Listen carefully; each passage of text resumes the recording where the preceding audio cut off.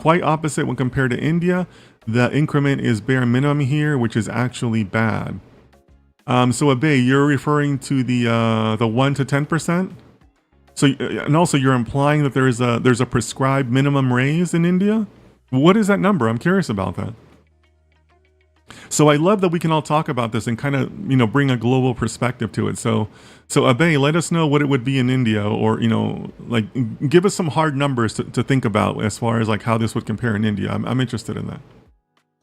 Okay, so like I said, we have some quartiles that gives us an understanding of what salary ranges we're talking about. I'm not surprised by this, right? For most financial jobs, especially if you're in New York, these are, relatively reasonable quartiles from what I have seen, from what I've experienced. I did live and work in New York for a time. All right, let's move on. Let's see what else they have in this amazing study.